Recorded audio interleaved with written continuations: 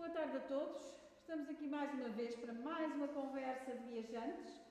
É uma iniciativa que se repete todas as últimas quartas-feiras do mês e é uma iniciativa que teve o seu arranque a partir de um encontro muito feliz com o Rui Munhoz. Encontro esse que se tem repetido ao longo destes meses. É com imenso prazer que hoje recebemos mais uma convidada que vai ser apresentada pelo Rui Munhoz e em direto aí para casa. Continuem connosco. Estarei atenta a questões que queiram colocar e transmitirei à nossa convidada a fim de que possam ser respondidas. Estejam à vontade, comentem à vontade, questionem à vontade. Estamos aqui para interagir convosco. Até já. Boa conversa. Boa tarde a todos, bem-vindos a mais uma conversa de viajantes. Agradeço sempre ao Centro Cultural Planeta Saudade e o vosso apoio e presença em vários anos de conversas de viajantes. Certamente que em vossas casas estarão 10 vezes mais pessoas do que nesta sala. Isso é que é importante porque cumprimos com as ferramentas que temos e hoje atentamente escutaremos o que a Teresa nos vai contar acerca da Argélia. Teresa, muito obrigado. Obrigada. Antes de mais, boa tarde e olá a todos. Agradeço ao Rui e à doutora Cristina terem-me convidado para vir falar desta vez da Argélia. Já não é a primeira vez que estou nas conversas de viajantes como oradora e também vim assistir a vários, claro, como receptora da mensagem. Vai ser um bocadinho mais estranho para mim, confesso, porque todas estas tecnologias e não ter mais pessoas ao pé de mim a verem, a ouvir-me, a ver as caras, comunicarmos de uma forma mais presente é um bocadinho estranho, mas vamos tentar fazer os possíveis, as armas que temos e temos que aproveitar estes pequenos escapes. Portanto, eu vou falar da Argélia, dei o tema da descoberta de um tesouro do Magreb, porque de facto é um país que ainda não me tinha despertado muita curiosidade. O que eu conhecia mais era a guerra, portanto, ser um país do Magreb, a guerra colonial contra os franceses, Albert Camus, alguns filmes, mas nunca me tinha debruçado muito sobre a cultura argelina. E, de facto, tenho que agradecer a uma colega e amiga de viagens, que já tinha conhecido no ano anterior, e que em julho-agosto de 2019 me telefonou assim num dia de semana, a fim da manhã, a desafiar-me se eu não queria fazer uma viagem mais curta ali em finais de outubro, início de novembro. E eu primeiro confesso que hesitei um bocadinho, porque se calhar nem tinha os dias todos de férias, mas depois com alguma boa vontade e alguma ginástica lá consegui, fiquei super entusiasmada e de facto valeu muito, muito a pena. Acabou por ser a minha companheira de quarto e uma das minhas companheiras de viagem. Portanto, primeiro, uma pequena apresentação do país. Temos ali o nome do país, portanto, em árabe, em língua berbere, que é um abecedário extremamente estranho. A primeira vez que vi em Constantina nem sabia muito bem o que é que estava ali a ver naquele cartaz, mas depois percebi que é realmente o abecedário deles. Portanto, em francês, uma vez que, além do árabe, o francês, embora não seja considerado uma língua oficial, é uma língua que se fala imenso, quase toda a gente, ou praticamente toda a gente deve saber falar, e mesmo portanto, acontecimentos oficiais é utilizada. E depois em português, claro. Atualmente, desde que o Sudão foi dividido em Sudão e Sudão do Sul, é o país maior, portanto, em termos da área da África, apesar da maior parte ser deserto, mas de facto é o maior. A capital é Argel, tem uma população de cerca de 40 milhões de pessoas, portanto não é assim tão habitada, porque tem muitas zonas de deserto. A independência festeja-se a 5 de julho, portanto, e foi no ano de 1962, independência em relação aos franceses. Foi um povo, portanto houve vários povos a colonizar aquela zona, e nós vamos ver acima de tudo provas da presença dos romanos. A moeda é o dinário argelino, tenho aqui 2 ou 3, não sei se vão conseguir ver aí em casa, mas devem conseguir, portanto, algumas moedas. e o fuso horário é mais 1 hora do que nós aqui.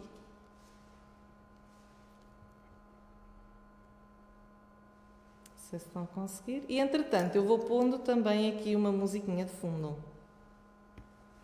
Se conseguirmos. A música não estou a pôr.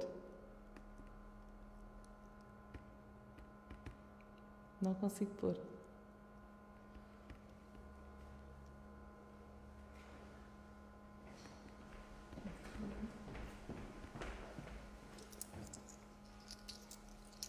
Conseguiram ver as...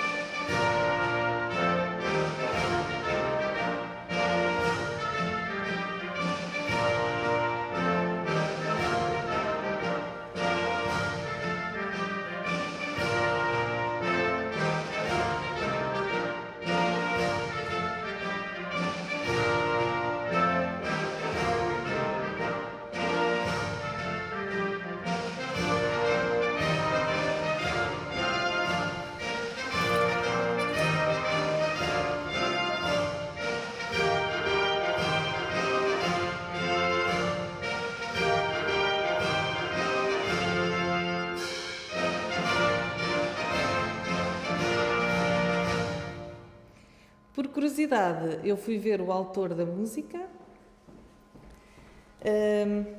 Chama-se O Juramento, portanto, na nossa língua, a tradução, Kassaman, e foi adotado em 1963. Portanto, é de um ativista, de um poeta, de um escritor de origem berbere, Mugdi Zakaria, que, segundo reza a história, terá escrito em 1956, numa cadeia argeliana, portanto, uma vez que ele era contra a presença dos franceses no país, terá escrito com o seu próprio sangue nas paredes da cela, portanto, a letra da música. Ficou uma história bastante dramática e pungente. Agora, então a aventura vai começar. Eu tive a sorte de ir com estas pessoas, 10, portanto, éramos 10 no total, mais 9 pessoas. O Rui sabe porque já fez este tipo de viagem, pronto, só uma à parte, foi através de uma agência de aventura que eu fui nesta viagem, que tem um líder, portanto, que é uma pessoa que conhece extremamente bem já o país e que nos vai ajudar a usufruir melhor da nossa aventura e trata das partes logísticas. E, portanto, este tipo de viagens são várias viagens. É a viagem que nós fazemos ao país, à cultura, à nova cultura com que nos deparamos, é a viagem que fazemos dentro de nós próprios, os desafios que superamos ou não, as nossas expectativas, as descobertas que fazemos, mas depois também é mais uma viagem com a descoberta de novos amigos ou conhecidos que muitas vezes se tornam mesmo amigos e que depois cá em Portugal acabamos por nos encontrar. E são pessoas normalmente de várias áreas, de várias zonas do país, o que é sempre um enriquecimento ainda maior. E eu agradeço a estes companheiros de viagem que fizeram com que a aventura fosse ainda melhor do que poderia ter sido se não fossem eles também. O percurso foi este que se pode ver aqui, portanto começámos e aterrámos em Argel, depois fomos até Constantine, que é a terceira cidade do país. A segunda será mais ou menos aqui, que é Oran, portanto será também na costa. Depois fomos até Tingade e acabámos em Gardaia, que é já às portas do deserto. Argel sempre foi considerada a Paris no Magreb. De facto, é uma cidade extremamente bonita, tem muitos prédios, muitas construções do período colonial francês, que pronto, não vamos estar agora a falar aqui dessas questões, mas de facto deixaram uma herança arquitetónica bastante bela. Vê-se estes, penso que será arte nova, ou pelo menos tem assim uns ares de... Portanto, parece realmente um bocadinho França, mas com este toque exótico, portanto, das palmeiras, do clima e depois das pessoas que são realmente muito características destas zonas. Portanto, vemos aqui a estátua do Emir Abdelkader, que viveu, portanto, no século XIX e que é considerado um dos maiores heróis nacionais do país, uma vez que ele conseguiu unir várias tribos e acabou por, portanto, conseguir organizar uma resistência contra os franceses e, portanto, foi uma pedra no sapato, entre aspas, dos franceses e é considerado, de facto, o pai fundador da Argélia. Entretanto, vou mostrar só aqui alguns pequenos recantos bonitos da cidade. Esta cidade foi fundada pela primeira vez, portanto, o primeiro assentamento terá sido pelos fenícios, cerca do século IV a.C., mas depois em 944 é que é considerada, portanto, a gênese, a fundação da Argel mais moderna, digamos, a cidade que agora realmente existe. Fomos visitar o Museu Nacional de Antiguidades, que tem de mosaicos belíssimos, além de outras peças de cerâmica, de escultura, mas acima de tudo são os mosaicos. Aliás, a seguir à Itália, segundo o que li, será o local onde existem os mais bem preservados vestígios romanos, em especial os mosaicos magníficos que eles têm. E, de facto, estão ainda com uma integridade e com uma beleza que é surpreendente depois de tanto tempo, não é? E se calhar nem sempre tão bem preservados quanto seria de esperar. Entretanto, também temos uma marginal que eu adorei. Esta parte toda é uma avenida bastante ampla em que se vê muitas pessoas a passearem, os pescadores no porto, mais aqui vai-se ver, e portanto é uma zona bastante bonita, muito arejada, com muita vida, e foi uma das zonas que eu mais gostei realmente da cidade. Eu achei a cidade muito bonita, ao contrário, eu não ia com grandes expectativas em relação à Argel, mas de facto achei que era uma cidade bastante arejada, bonita, com uma certa harmonia, com muito glamour. Aqui está, portanto, vê-se ainda muitos barcos e mesmo a própria atividade da pesca, portanto, estão aqui mesmo pessoas, não é, que vieram da faina, e nós passeámos por lá e foi uma sorte. Esta mesquita, que eu não sei dizer muito bem o nome, e daqui está um erro, porque não é um N, é um U, que é de Chaououan, tem uma particularidade, portanto, ela foi fundada como mesquita, de facto, em 1612, em 1845, portanto, os franceses transformaram numa igreja cristã, e agora, e segundo era a igreja de São Filipe, segundo dizem, nós não conseguimos lá entrar, não estava aberta, mas pareceu muito bonita, por fora é lindíssima. Segundo dizem, estão lá relíquias de São Jerónimo, e então, depois com a independência, foi novamente transformada em mesquita.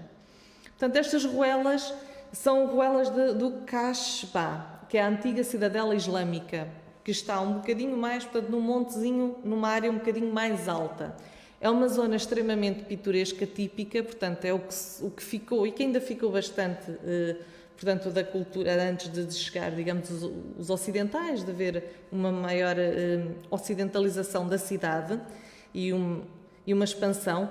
E é uma zona que, portanto, é tipo a nossa baixa e a nossa alta, aquela zona mais antiga e mais típica, onde há construções muito bonitas, embora já numa grande degradação.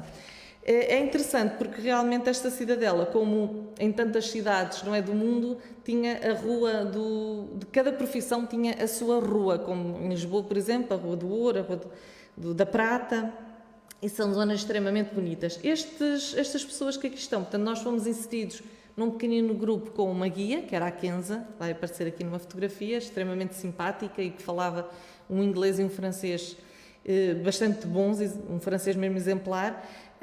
Juntou-nos então com um grupo, talvez uma família de argelinos que estavam a visitar também Argel, também bastante simpáticos.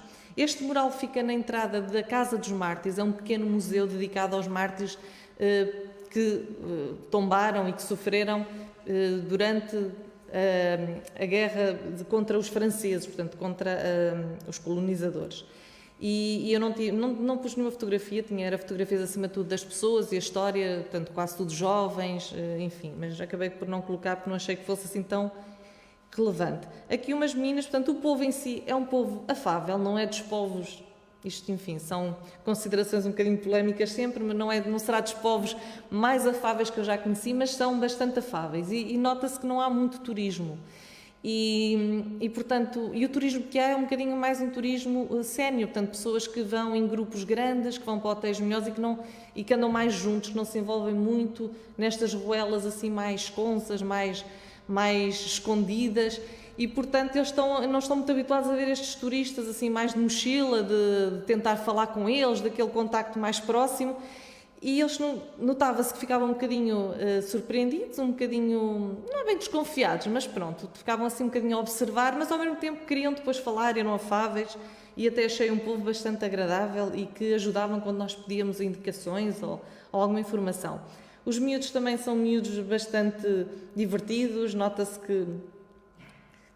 olha, os miúdos são, e como o povo são iguais em todo o mundo, gostam de se divertir, de brincar e de serem bem tratados, como é óbvio. Aqui é o terraço de uma casa particular onde nós comemos, foi muito agradável, uma casa particular, claro, que serviam comidas, tipo os paladares em Cuba, que se calhar muita gente foi, e entretanto aqui também são vistas lá de cima que eram bastante bonito, bastante amplo e airoso. Entretanto, ainda na cidadela existe o Palácio Dar Mustafa Pasha, que é dos finais do século XVIII, falta aqui um número romano. E é atualmente o Museu Nacional de Miniaturas, Iluminuras e Caligrafia. Eu só pus aqui 2 ou 3 exemplos. É um edifício muito bonito, com aquele pátio interior, com morisco, de estilo morisco. Aqui, quem já foi ao Irão nota que, portanto, que isto é uma influência persa muito grande na arte. Enfim, eles tiveram lá otomanos, tiveram os fenícios, tiveram os vândalos, tiveram uma imensidão de povos no país e, portanto, tem influências de vários povos e de várias culturas. E aqui está mais uma vez o nosso grupo, em que, portanto, estão aqui as pessoas da tal família Angelina e está aqui a nossa guia, a Kenza. Foi uma visita muito agradável também. Entretanto, no dia a seguir fomos até à Catedral de Nossa Senhora de África, que é do século XIX, que fica num montezinho que eu agora não me lembro do nome, tenho que ler porque senão não consigo. São as colinas Bozaná e é um estilo românico e bizantino. É uma igreja extremamente bonita, portanto é cristã, uma igreja, o interior é muito amplo. Eu apenas coloquei aqui 2 pormenores que achei muito interessantes. Por um lado, uma Virgem Maria, mas negra, não é? E por outro lado, também esta placa em que gostei muito desta frase que eu aqui sublinhei, porque de facto mostra uma abertura, uma tolerância religiosa que é o exemplo que em todo o mundo todas as religiões e todas as pessoas, na minha opinião, deveriam seguir. Entretanto, também coloquei estas 2 imagens porque achei engraçado esta dicotomia. Por um lado, a praia, com aqui algumas famílias, já não estavam muitas, porque era ao fim do dia, pronto, e apesar do tempo estar bastante ameno, já era fins de outubro, inícios de novembro, portanto, Mediterrâneo, já o clima arrefece um bocadinho, e portanto está aqui a natureza. E aqui, por outro lado, está uma senhora com o traje típico, não é? Não é o chador, mas a burca, e que realmente parece que está muito fechada no seu mundo, mas depois está aqui com um smartphone. Portanto, ao mesmo tempo que está tão tradicional, que está tão fechada no seu mundo, que nós achamos que a senhora está numa prisão, a maioria de nós, ocidentais, ela depois está aqui no mundo digital. Portanto, eu achei que era assim uns contrastes muito interessantes. E mais aqui uma da Marginal para nos despedirmos da Argel, que foi realmente uma cidade de qual eu gostei bastante. Entretanto, nós apanhámos um autocarro no dia a seguir de manhã, um autocarro público, portanto éramos os únicos ocidentais, europeus que lá iam, via-se que as outras pessoas eram autóctones, eram pessoas de lá. E depois de andarmos, então não me recordo muito bem, talvez 4 horas, chegámos a uma cidadezinha que não me recordo o nome, almoçámos lá e apanhámos um táxi, aquelas carrinhas, não é, que foi alugado para o nosso grupo, para irmos até Djamila, que era a Bela, que era um dos spots que a maioria de nós mais entusiasmados estávamos para ir ver, porque, segundo parece, são mesmo a cidade romana mais bem preservada da Argélia e uma das do mundo. E eis que nos deparámos com um stop, não podem entrar.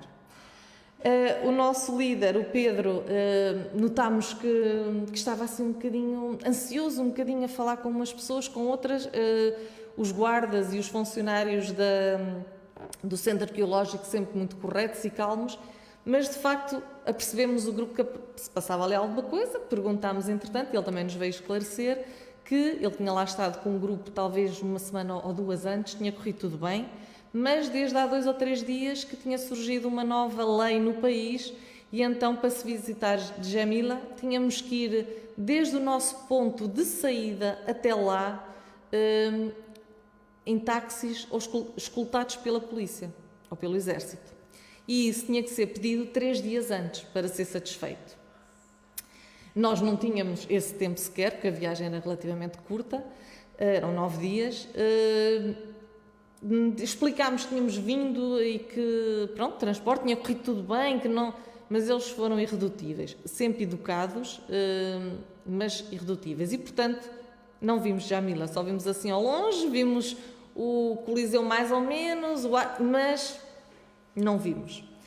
Ficou, se calhar, desculpa para lá voltar daqui a uns tempos. E então, no dia a seguir, o Pedro, como um ótimo profissional e um bom amigo que se revelou, fez questão de nos, digamos, darmos um prémio de consolação. E falando com motoristas de um táxi que estavam lá em Constantina, nós nesta noite já dormíamos em Constantina, referiram-nos que havia ali umas ruínas perto, quase ninguém lá ia, não tinham sequer, portanto, ninguém a vigiar, não tinham entrada, não havia pagamentos sequer de bilhete, que é Tidis, que também parecia interessante, também havia imensas coisas para ver. E então fica a 30 km de Constantina, que é a tal terceira cidade do país, e lá fomos nós em 3 táxis, demorámos cerca de 40 minutos, e quando chegámos, de facto, provavelmente não foi aquela cidade tão majestosa que poderia ser, que deve ser Djamila, mas também foi um sítio extremamente agradável, até porque praticamente só lá estávamos nós, em mais 2 ou 3 pequenos grupos de pessoas argelinas, e vimos imensas coisas, ainda há uma grande preservação. Portanto, este arco é uma cidade que foi fundada no século III a.C.,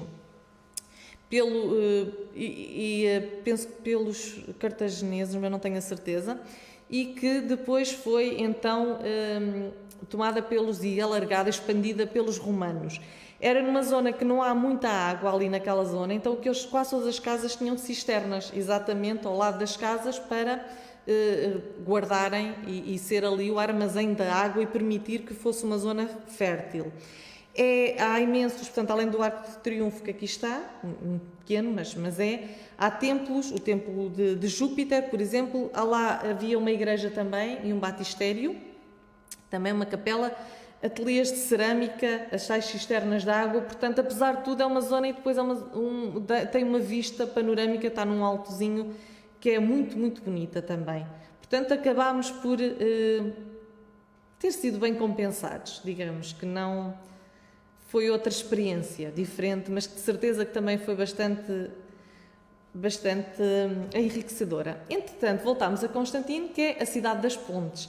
Se calhar muitos de vós acham que estas imagens são vagamente familiares, de Ronda, na Andaluzia. Nunca lá estive pessoalmente, mas vi imagens e de facto, porque esta cidade foi construída, o primeiro assentamento foi pelos cartagineses e depois então Constantino é que fundou a cidade, portanto já uma cidade defensiva, bastante robusta, e que foi neste local que portanto, tem estas montanhas com um desfiladeiro onde passa o rio, o Rumel, portanto passa aqui no fundo destes desfiladeiros, então eles tiveram que fazer várias pontes, no total são 4 grandes pontes, e portanto é fabuloso, esta cidade é lindíssima porque tem toda esta parte da natureza e depois a cidade à volta torna-se muito, muito interessante, diferente do que é habitual, e tem assim é majestoso.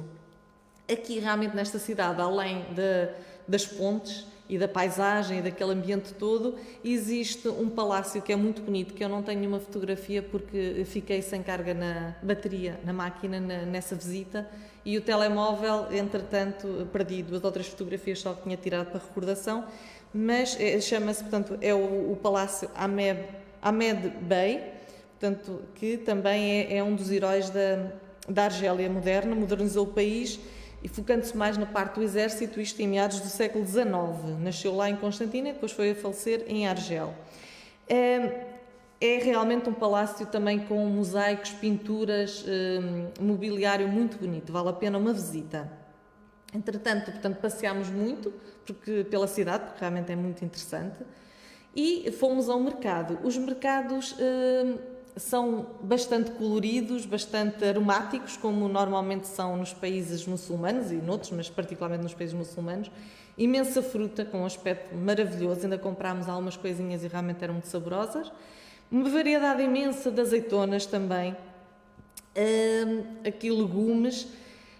Estes mercados, eu depois vou falar um bocadinho mais outra vez dos souks, que são mais aqueles mercados de objetos, não tanto de comida. Portanto, estes são mais aquilo que estamos habituados a ver noutras viagens. Aqui, simplesmente, havia praticamente só nós e as pessoas de lá, portanto, a fazerem realmente as suas compras do dia-a-dia. Foi muito interessante passar ali um bocadinho.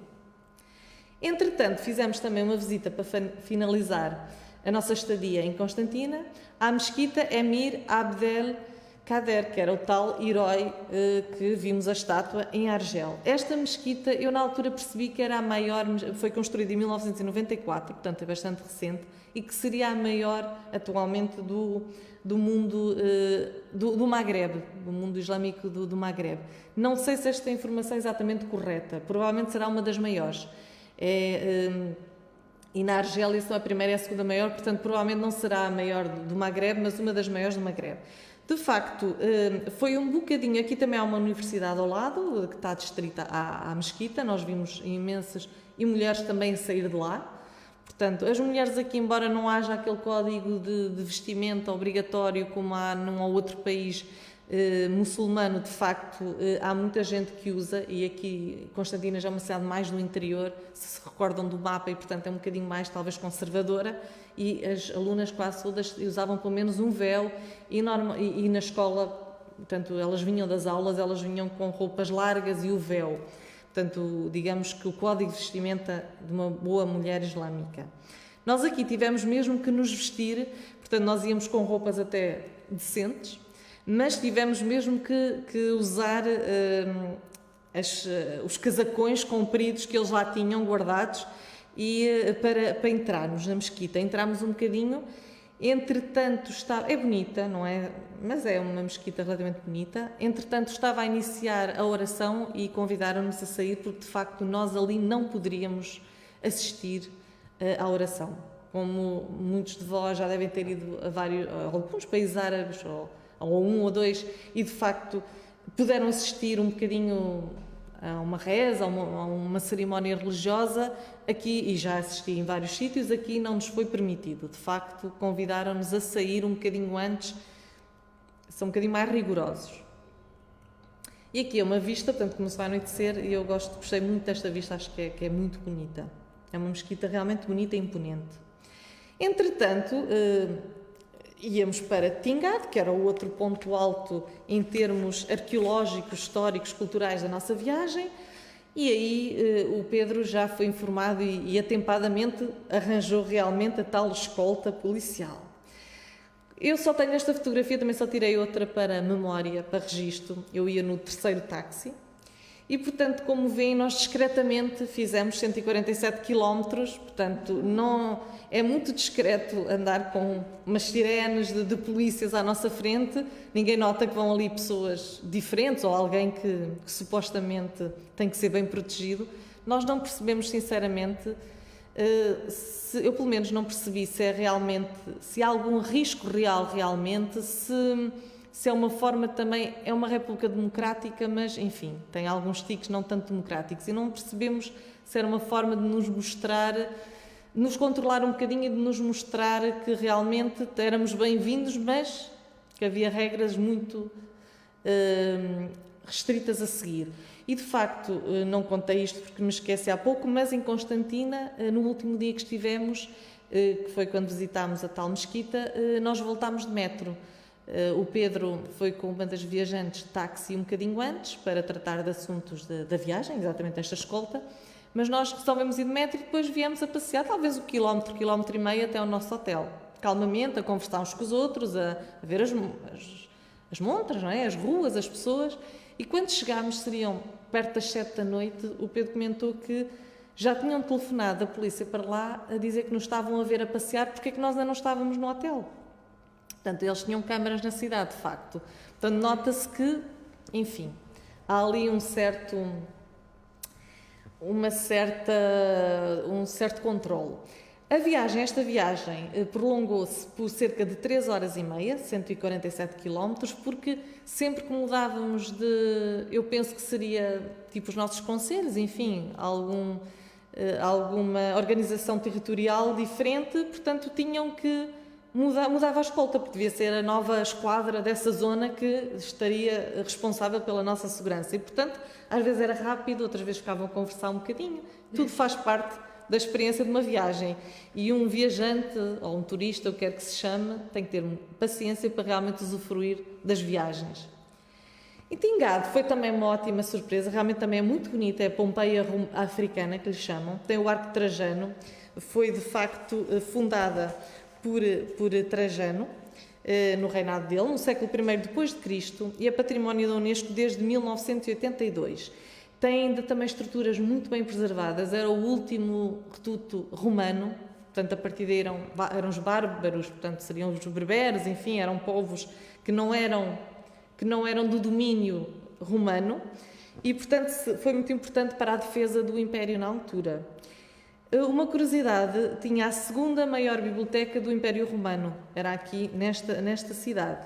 E, portanto, até estruturas muito bem preservadas, inclusive tem este coliseu, digamos, este teatro, que tem uma acústica fenomenal. E nós experimentámos mesmo aquela experiênciazinha que o turista faz sempre, que é de ir fazer um sonzinho num lado e outro estar a ouvir do outro, e realmente era muito, muito boa. Aqui gosto desta fotografia também porque eu estou, entre aspas, não é? A segurar a história, e este menino está a correr para o futuro. Eu acho muito... É o passado e o futuro, achei eu. Quando vi, acho que realmente este miúdo foi uma feliz coincidência estar ali a correr.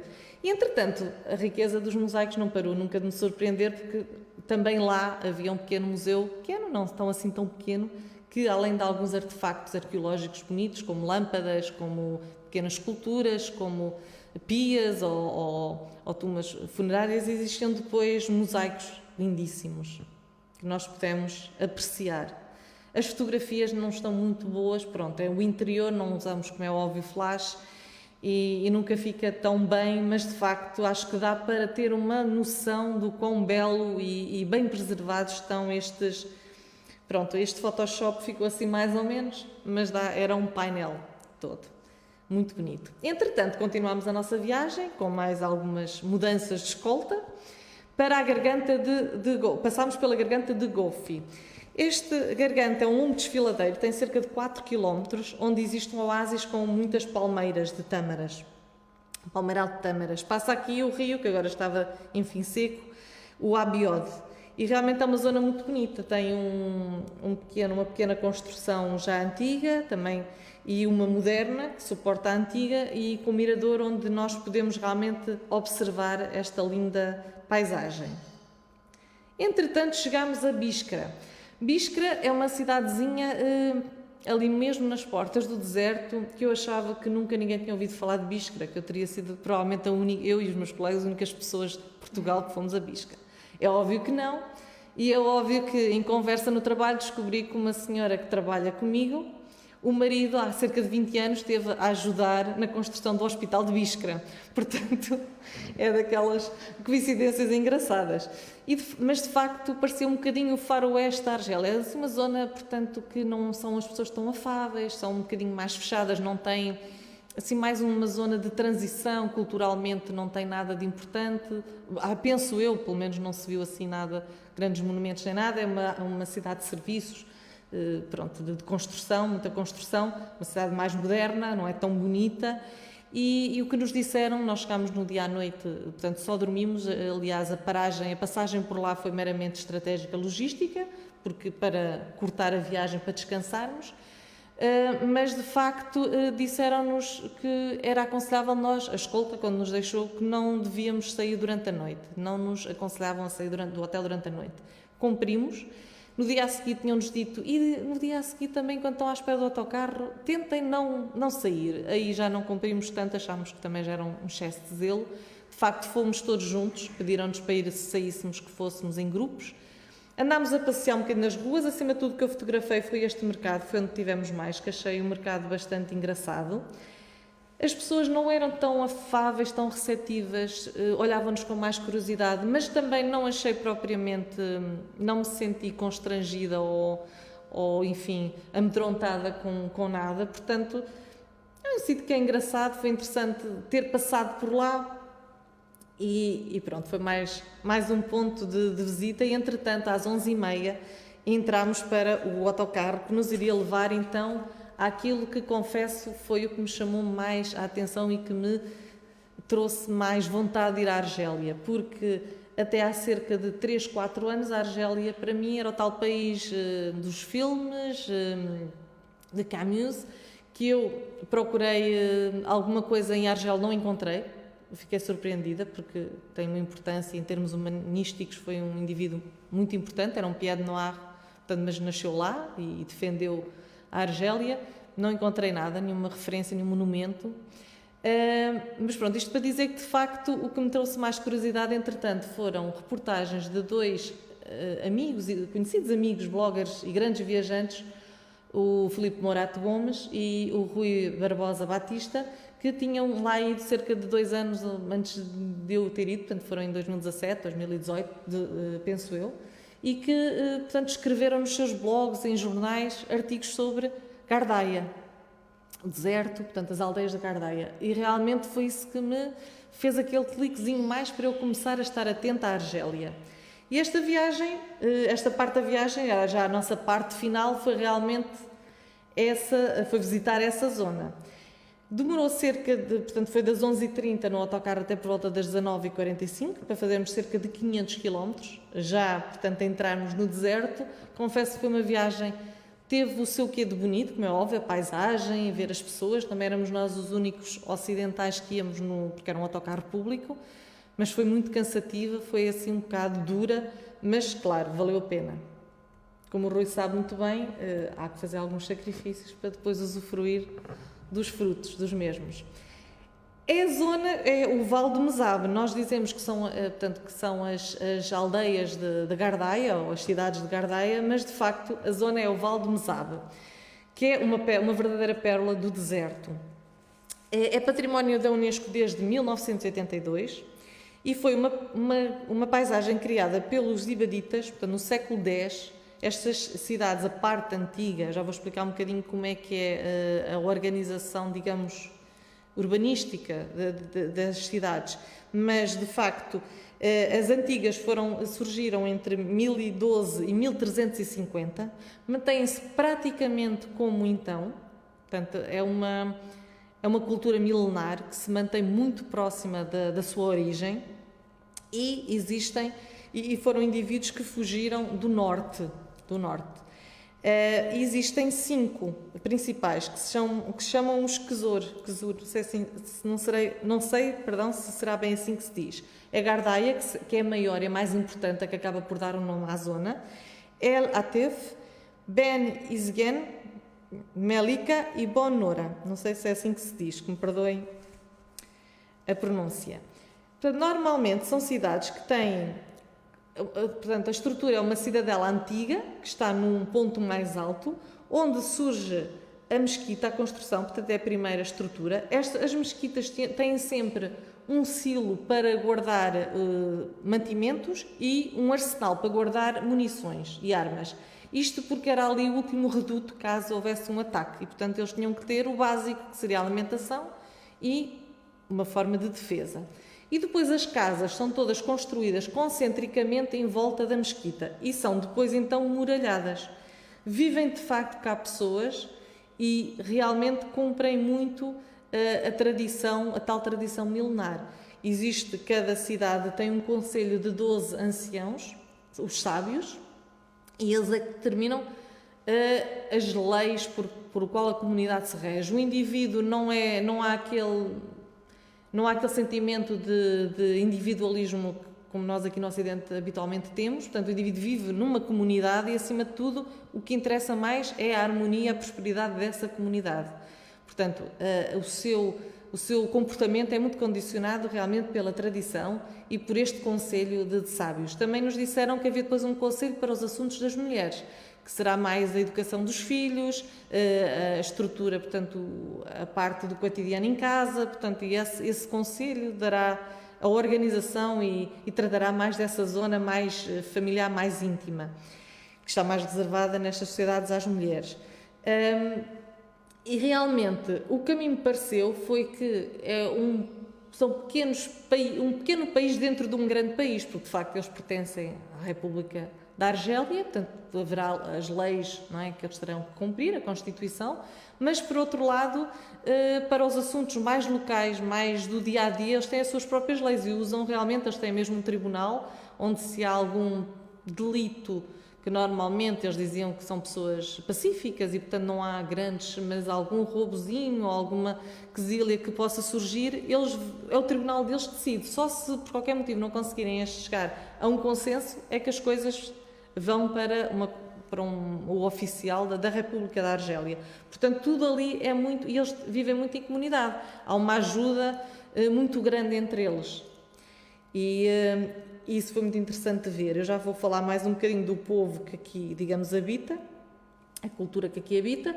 Entretanto, fora desta cidadela antiga, há uma parte que é o Palmeiral, que é ali pertinho, que é um oásis com palmeiras, não é? Como o nome indica, que normalmente no verão os indivíduos vão para lá, ainda fazem agora isso, têm lá casas de verão e vão para lá, porque é muito mais fresco e, portanto, e lá a vida é um bocadinho mais relaxada, mantém-se, como é óbvio, o respeito pelas tradições, pelas regras da comunidade, mas é um período de tempo assim um bocadinho mais ligeiro.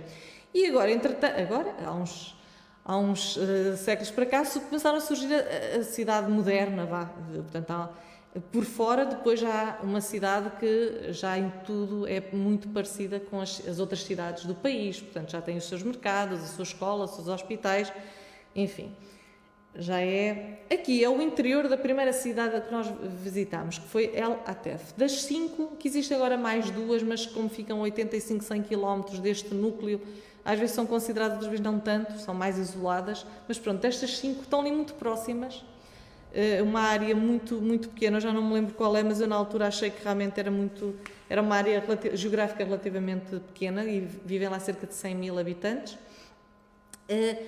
Só se pode entrar, portanto tem um portão, não é? Na muralha, numa porta, e só se pode visitar acompanhado por um guia oficial de lá, um ibadita. Esse indivíduo, portanto, tem mesmo credenciais de guia turístico, diz-nos como nos devemos comportar, caso seja necessário chama-nos a atenção para algum comportamento menos próprio e leva-nos para visitar aquilo que ele acha que é o que nós devemos e gostaríamos de visitar. Pronto, são pessoas que dentro da sua afabilidade fica sempre aquela sensação de que temos que nos portar bem porque somos bem-vindos, mas não somos dali, estamos de visita e, portanto, temos que respeitar e, claro, que tentamos respeitar ao máximo as tradições. Esta senhora aqui é uma senhora ibadita. E então, quem são os ibaditas? Os ibaditas é um ramo do Islão que é maioritário em Omã. E depois há então algumas comunidades muito mais pequenas no mundo árabe, que serão em Zanzibar, numa ilha da Tunísia, agora não me lembro do nome, não é Pemba, não me lembro, uma ilha da Tunísia, e aqui no Vale do Mezab. Não são nem xiitas nem sunitas, é um subgrupo, até por alguns são considerados uma seita, são indivíduos muito conservadores, portanto, que ainda estão muito arraigados como nós vimos há 1000 anos atrás, portanto, mantêm muitas tradições, a estrutura, tudo isso. Portanto, a família é muito importante, o núcleo familiar e depois a comunidade. mas que, por outro lado, também tem uma atitude muito clemente e até mesmo tolerante em relação ao resto ao exterior. Portanto, acaba por haver ali assim uma dicotomia muito interessante. Mas de facto, as mulheres estão extremamente escondidas dos olhares de forasteiros. Elas usam, depois eu tenho aqui mais uma outra fotografia, usam, portanto, chamam Aike, que é este manto branco que as cobre completamente. Enquanto são meninas, antes de casarem, elas mostram a cara. Depois tapam, nós já vamos ver um bocadinho mais à frente, e fica apenas um olho a ver-se. Nós já vamos ver um bocadinho mais à frente. Estas senhoras evitam o contacto físico, o contacto visual com qualquer pessoa que passe por elas, especialmente se for homem, e aqui peço desculpa, mas foi um conflito que todos nós temos um bocadinho, e acho que os viajantes em todo o lado conscientes acabam por ter sempre, que é proibido fotografar. Nós acabamos por tentar fotografar, e eu tenho aqui uma outra fotografia de uma forma um bocadinho discreta. Enfim, no fundo não estamos a cumprir o que nos é pedido, não é? No fundo não estamos a cumprir. E é sempre não é? Ficamos sempre com um conflito que se bate em nós. Pronto, tentámos respeitar ao máximo, tirámos algumas fotografias, todos nós, penso eu, do grupo, mas não foi assim, não fomos ostensivos e são poucas, eu não tenho muitas, tenho 2 ou 3 que aqui mostro e mais uma ou outra, pronto, mas vê-se que de facto há ali um grande cuidado com isso, e mesmo as outras pessoas destas cidades também não gostam de ser fotografadas, mesmo os homens e as crianças não gostam muito, e os próprios guias diziam se podíamos ou não, provavelmente perguntavam, se a pessoa deixava, diziam esta pessoa aqui podem fotografar, ali não. Portanto, as ruas são muito estreitinhas. Isto faz com que o sol, porque é uma zona extremamente quente, portanto, as casas não se tornem tão quentes. Por outro lado, também tem janelas e portanto tem estes corredorzinhos, não é? Por outro lado, as janelas são extremamente pequenas. Aqui não dá muito bem para ter noção, mas são muito pequenas. Isso faz com que, por um lado, não entre tanto calor e, por outro lado, as mulheres que estão em casa podem olhar para fora e ver quem está a passar, mas as pessoas de fora não conseguem olhar para dentro. Portanto, nós aqui vemos como nos afastamos. Estas senhoras, às vezes, as mulheres, ou paravam e esperavam que nós passássemos, às vezes então passavam, mas muito encostadinhas ao outro extremo das ruas, que também não são muito largas, ou então mesmo, às vezes, desviavam, iam por outros caminhos. Víamos que hesitavam e depois iam por outros caminhos, só para não passarem perto de nós. Aqui está, portanto, uma fotografia. Aqui havia um cemitério, aqui não se vê as campas, mas é um cemitério, é uma zona muito bonita. Aqui esta mesquita é uma mesquita, penso que do século XII, já é muito antiga, já está desativada. Portanto, havia lá um senhor que estava a rezar, a fazer uma oração, mas, portanto, provavelmente mais nossas capelas, que muitas vezes ainda lá estão, as pessoas podem ir, mas não há um culto organizado, não há nada, não há uma missa, portanto, aqui também não há rezas organizadas. Aqui estávamos, foi este senhor o nosso guia daqui, era um senhor muito engraçado, que era um bocadinho ditador. Dizia onde é que podíamos tirar as fotografias, onde é que não devíamos tirar as fotografias, os sítios que ele achava que eram bonitos. E pronto, e nós falávamos francês muito, com algum sotaque, mas um bom francês, e era um senhor assim muito da velha guarda, muito engraçado. Aqui eu procurei fazer um paralelismo entre o sunismo e o ibadismo. Portanto, o ibadismo, como penso que eu ainda não estive, infelizmente, no Mali, era um dos sítios que eu adorava ir, e realmente isto já me parece muito a arquitetura do Mali, do Níger, daquela zona. E realmente é dos ibaditas, portanto, que a maioria deles, penso eu, que serão berberes, penso eu. Aqui, os sunitas, que são, portanto, aqui é a cidadela antiga, aqui é a cidade moderna, portanto, onde já os minaretes são sunitas, portanto, já são muito mais, são aqueles que vemos nos outros países muçulmanos. E, portanto, nesta cidadela já vive pessoas de outros sítios, já não são ali do Vale, portanto, a origem delas, e, portanto, já há muitos sunitas, e nota-se que às vezes há alguns conflitos, e penso que foi em 2014 que houve ali alguns conflitos no Vale, 2015, por causa dessa questão. Aqui, então, já falámos um bocadinho, portanto, aqui o nosso guia, que está com estas calças em balão com folhos, que são muito típicos, portanto, são um traje deles tradicional que eles usam no dia-a-dia. Praticamente todos os homens andavam assim de qualquer idade, e têm o chapéuzinho também tradicional. Aqui está então a tal senhora com o white, portanto vê-se que só mostram mesmo um olho. E às vezes ainda tapavam um bocadinho mais, que era para não se ver absolutamente nada. Nós questionámos um bocadinho um dos nossos guias acerca disto, portanto, das mulheres estarem assim tão tapadas. Eles não gostavam muito, eram muito simpáticos e explicavam muito a cultura deles e respondiam às perguntas, mas quando falávamos das mulheres, da condição feminina, eles fechavam-se um bocadinho e mostravam que era para bem delas, que elas gostavam, era para guardá-las. E então uma das justificações que davam é: ninguém se mete com uma mulher porque não sabem quem lá vai. E pode ser a tua mãe ou a tua irmã, tu não vais estar a mandar um piropo. Essa falta de respeito. E portanto assim preservas a mulher. Aqui está uma senhora sunita, portanto na cidade antiga, que tem estas máscaras que agora infelizmente até são muito parecidas com as que nós estamos a usar. Pronto, foi antes de tudo isto começar, mas realmente...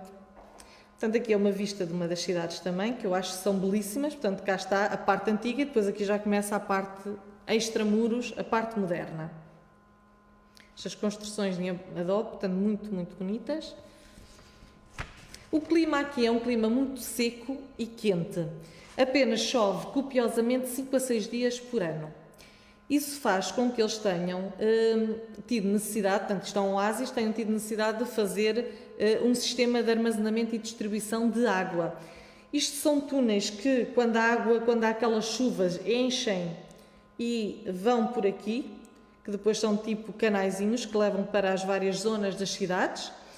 E depois, o que eles nos explicou este nosso guia é que cada palmeiral, portanto, cada quintal, tem uma aberturazinha destas no muro e por aqui entra a água que vai para o palmeiral. Portanto, no fundo isto é a medida de cada agricultor, cada dono de um palmeiral tem direito para regar a sua plantação. E este tamanho é proporcional com o número de árvores que cada um tem. Ou seja, se for um palmeiral maior, é maior, se for um pequeno, é mais pequeno porque necessita de menos água. Portanto, é proporcional, de forma a ser uma distribuição justa da água, porque os ibaditas são muito justos em termos da distribuição dos recursos. E existem cerca de 4.000 poços em todas as aldeias deste género, onde depois, claro, há reservatórios de água, chegam a ter 100, 150 metros de profundidade. E, portanto, onde estão guardada a água para depois distribuir. Aqui estão, então, as palmeiras de tâmara. A tâmara é um dos produtos mais importantes para a economia desta zona do país. Deve ser o produto que eles exportam mais. E, realmente, há uma variedade imensa de tâmaras e são muito saborosas. Eu depois já vou mostrar aqui um bocadinho mais à frente. Aqui esta fotografia foi o líder, o Pedro, que me fez o favor de me enviar. É mais para mostrar esta parte. Portanto, aqui é o leito do rio, e eu não tirei nenhuma fotografia, enfim, mas aqui é o leito do rio e nós vemos que estão aqui carros estacionados, inclusive os meninos brincam aqui, jogam aqui à bola, as pessoas estacionam, as pessoas às vezes têm aqui tendinhas para vender artigos e tudo. Porquê? Porque está tão seco que torna-se um pátio, torna-se uma zona onde as pessoas estão, e só quando há essas chuvas é que de facto têm que tirar de lá as coisas, senão inunda, para ver o quão seco e o quão pouco chove naquela zona. Agora vamos falar só um bocadinho da cultura berber, que significa, portanto, homens livres ou homens nobres, a palavra na língua original. É um conjunto de povos do norte da África e que têm este traço comum, além de que há uma certa, agora não tanto, mas há uma certa cultura de nomadismo, também falam uma língua comum, embora haja 26 ou 27 línguas berberes e ainda alguns dialetos, mas são todos línguas berberes da família de línguas afro-asiáticas. E estimam-se que existam cerca de 58 a 65 milhões de berberes no mundo. Existem principalmente em Marrocos, vivem principalmente em Marrocos e na Argélia. Cá está então a língua deles. Aqui é a bandeira que eles têm, do povo berber. Portanto, os berberes têm imensas, depois há os tuaregs, há os moçabitas, que são estes, portanto, existem várias depois grupos, não é? Dependendo da zona de onde são e da parte das afinidades culturais. E aqui também está, portanto, um pormenor de uma das calças, daquelas calças típicas de um berbere, portanto, que também tem os símbolos que são muito semelhantes ao alfabeto. Aqui, não sei se agora vamos conseguir ouvir, foi uma noite cultural que tivemos, tradicional, com um grupo berbere, na casa, portanto, na guest house onde estávamos, que era extremamente bela e agradável.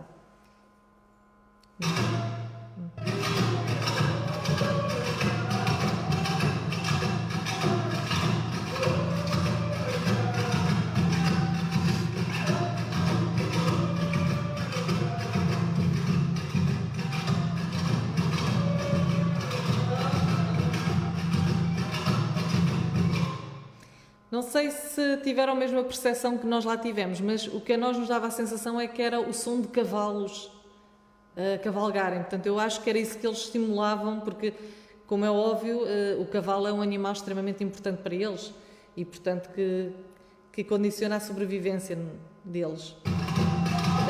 Agora aqui está outro pequeno vídeo, também são mais um. Portanto, eles começaram a atuação deles no pátio exterior da casa onde nós estávamos, portanto, onde havia alguns turistas mais além de nós, não muitos, mas havia, e depois continuaram para a sala de refeições, onde o espetáculo continuou.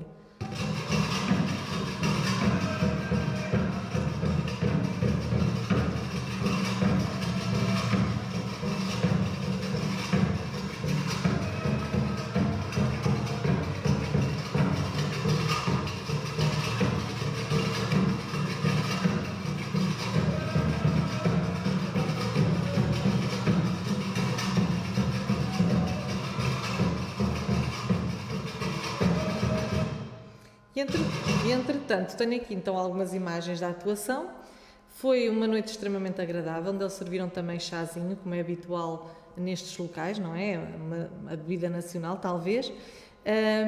E foi muito, muito agradável, muito bonito. Depois havia mais visitante, não é? Havia mais hóspedes lá. E, portanto, depois ainda dançámos um bocadinho, foram-nos buscar pessoas extremamente afáveis, muito simpáticas. Este senhor, penso que seria um dos donos da casa. E eu aqui estou a mostrar uma das viajantes que, se calhar, muitas pessoas do grupo conhecem esta senhora, uma senhora fantástica, e que ela tem um dom incrível que é fazer sketches. E uma das formas de comunicar mais interessantes nestas viagens, tenho chegado à conclusão que é mesmo o desenhar, o estar ali um bocado parada a desenhar, que depois também suscita a curiosidade das pessoas que estão à volta, ou os que são desenhados ou não, mas neste caso foi uma pessoa que estava ali e que fez questão de ver e fez perguntas e, portanto, é uma ponte de comunicação, de troca, de partilha muito, muito interessante, muito gira. E eu tive o privilégio desta senhora ir no grupo e de ter apercebido que realmente é muito giro. E ela fez assim uns poucos de sketches muito, muito engraçados. Portanto, aqui continuo a mostrar só, portanto, o convívio que estas viagens permitem, que estas culturas que têm na hospitalidade um dos seus marcos mais presentes e mais fortes, permitem, porque realmente, por norma, a cultura islâmica é uma cultura de bem receber, hospitaleira. Tem as suas regras, como tudo, tem as suas tradições, mas de facto eles gostam de receber as pessoas e gostam que as pessoas se sintam bem com eles e fazem questão e procuram de toda a forma que assim seja. E nós estávamos realmente aqui bastante à vontade, como eu estou aqui deitadinha e estes colegas de viagem, portanto, a observarmos o espetáculo, a conversarmos, foi muito, muito agradável. E era um sítio extremamente bonito. Por fim, já quase no final da nossa aventura, fomos então mesmo visitar Gardaia, portanto, a cidade mais importante daqui do Vale. Aqui vemos, este também trouxe, portanto, um tapetezinho que comprei lá, portanto, que é muito típico estes desenhos, este trabalhado. Existem vários diferentes, mas todos dentro do mesmo padrão, muito bonitos. E aqui estava já, portanto, o início aqui a cidadela. E queria referir este senhor. Este senhor foi uma história muito engraçada, um personagem muito, muito interessante, porque é o carteiro mais conhecido da Argélia. Isto porque, pelo que percebemos, os carteiros da Argélia têm uma corrida, uma maratona, uma corrida, portanto, uma prova de atletismo. E este senhor ganhou, ou tem ganho, as provas de atletismo e, portanto, é conhecido, é um herói, digamos, nacional dos Correios Argelinos. E, portanto, nós achámos engraçadíssimo tê-lo encontrado. Ele era uma pessoa muito simpática, quis logo tirar fotografias e conversar um bocadinho connosco. E foi, assim, um daqueles encontros muito engraçados, que são mesmo as viagens em que uma pessoa se mistura e que vai para o meio com um espírito aberto e tolerante e de procura, consegue ter estas experiências de encontrar assim pessoas fora do normal. E aqui está outro poço. Aqui então está o suco de Gardaia. Portanto, eu ainda não estive em Marrocos, ainda não tive esse prazer, mas também está na minha lista. Mas, de facto, tenho a noção, e vê-se, e várias pessoas falam, que os sucos marroquinos são uma confusão de tudo, de pessoas, de produtos, como também noutros sítios, como no Cairo, como noutras cidades muçulmanas. E aqui não, aqui primeiro era quase tudo pessoas de lá, portanto poucos turistas havia.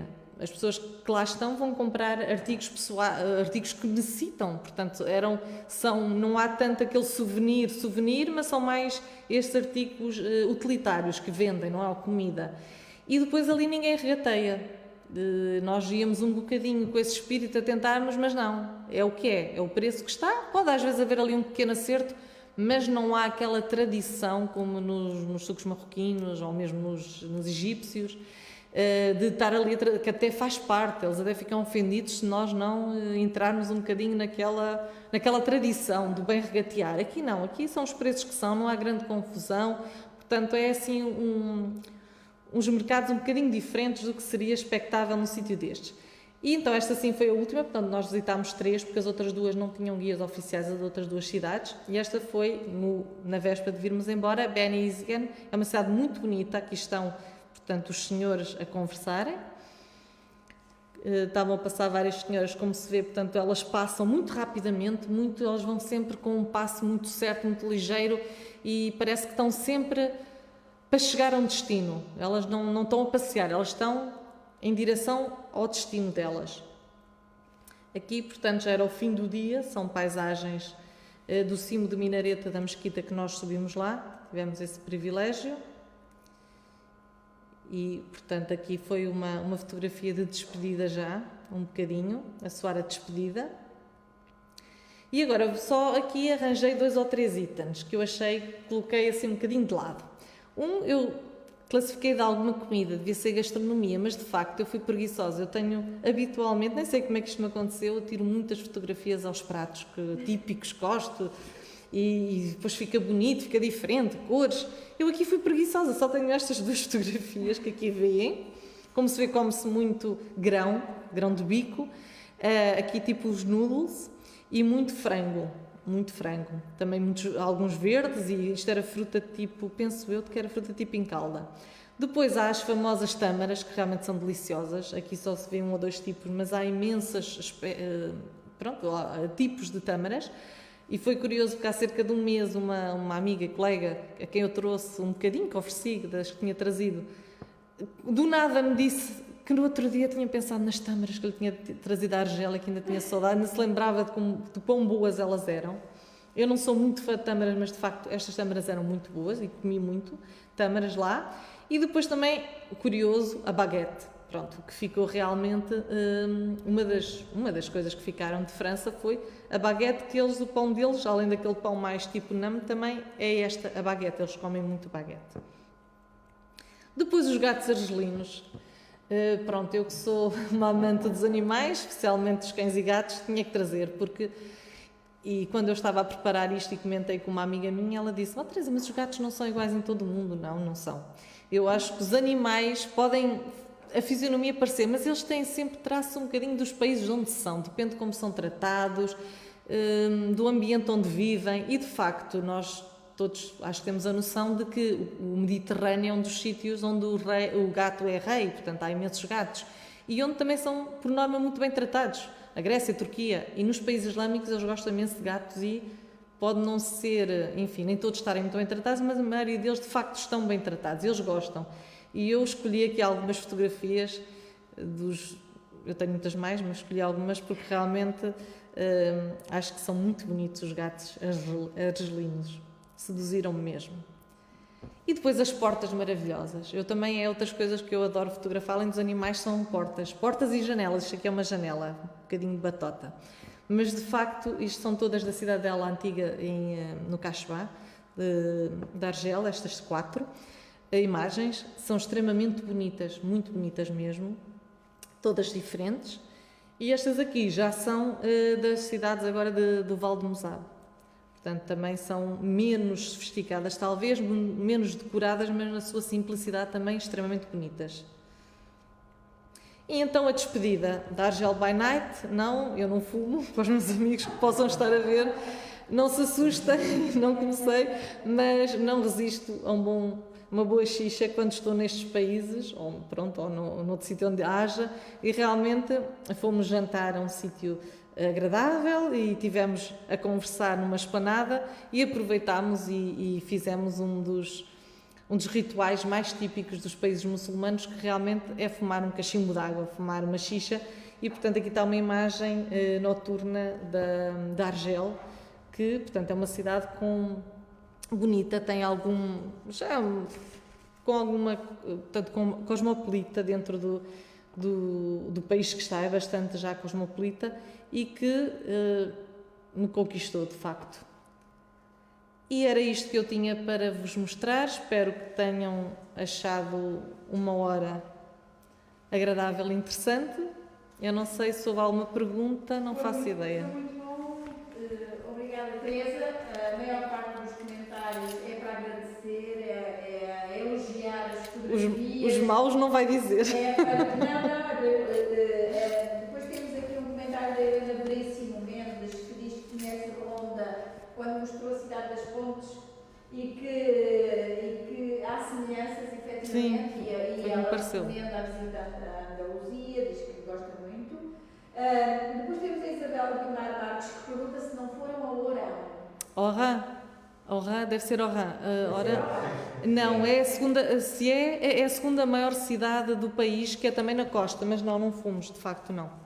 Pronto, depois agradecem mais uma vez há um Paulo Crespo que diz que uma grande lição de história, de antropologia, de gastronomia, de sociologia, acompanhada pelas peripécias próprias deste tipo de viagens, que aprendeu muito com esta apresentação. São todos muito elogiosos em relação à apresentação, agradecem a viagem que fizeram através daquilo que... Isto é mais giro ao vivo, mas... Depois a Ana Santos agradecem por fazer reviver... Foi uma das minhas companheiras ao espetáculo, sim. Em relação para além... Depois há aquele que diz Varan. Como? Varan, será? Varan? W-A-H-R-A-N. Varan. Deve ser sobre Oran, que estávamos a falar. Oran. Deve ser Varan. Pois, não sei. Assim. Sim. E pronto, e toda a gente agradece muito, batem muitas palmas e dizem que gostam muito de ouvir a Teresa. Muito obrigada. Contar as suas viagens, porque consegue fazer-nos viajar pelos sítios. Eu fico tão entusiasmada. Realmente, eu agradeço-lhe. Eu é que agradeço. Também ter vindo e esta brilhante apresentação. E para mim foi ótimo, foi muito terapêutico, porque eu tenho andado um bocadinho triste com estas coisas, não se poder viajar. E não tenho pensado muito nisso, ponho assim um bocadinho de lado para não ficar tão, enfim, saudosista. E realmente permitiu-me reviver, e eu até disse ao Rui, eu acho que quando estava a rever as fotografias e o que aconteceu, eu ainda gostei mais, parece que ainda estava-me a saber melhor do que na altura. Houve assim uma altura em que eu pensei, parece que estou lá outra vez e está a ser tão bom, ainda foi melhor do que na altura tive consciência, parece que depois é como ao vinho do Porto. Depois às vezes ainda fica melhor, as memórias, as saudades e as memórias, de facto. E mais uma vez quero agradecer às pessoas que tiveram paciência, não é, de estar a ver, mas também aos meus companheiros de viagem, que foram muito bons. Ainda agora, felizmente continuamos a trocar... Diz que só faltou o chá. Exato. Teria sido tâmaras, Amélia, teria sido tâmaras que eu teria trazido hoje. E também chá. E realmente, pronto, é sempre ótimo rever isto e encontrar os amigos. Quer dizer alguma coisa? Teresa, muito obrigado. Gostei muito. Foste encantadora como sempre e todos têm razão porque viajamos contigo. As fotografias estão lindas e isto é mesmo terapêutico. Nós estamos aqui fechados há um ano e conseguimos soltar amarras e viajar pela Argélia. E agora uma pergunta concreta. Porquê é que estes países, com um território gigantesco, com culturas, etnias e línguas completamente diferentes, têm sempre um elemento característico, que é um elemento aglutinador, um poder político, militar, autoritário, forte? Porque é a cola que cimenta aquelas populações. Eu acho que é um bocado isso. Infelizmente, acho que eu não queria dizer isto, pode ser polémico, mas para se manterem juntos há esse elemento aglutinador que permite, normalmente é a sensação que me dá, mas essa pergunta é muito malandra. Obrigado, Teresa, foi excelente. Obrigada e eu, muito obrigada. Teresa, mais uma vez. Obrigada. E volte sempre. Sim. Volta já, certamente.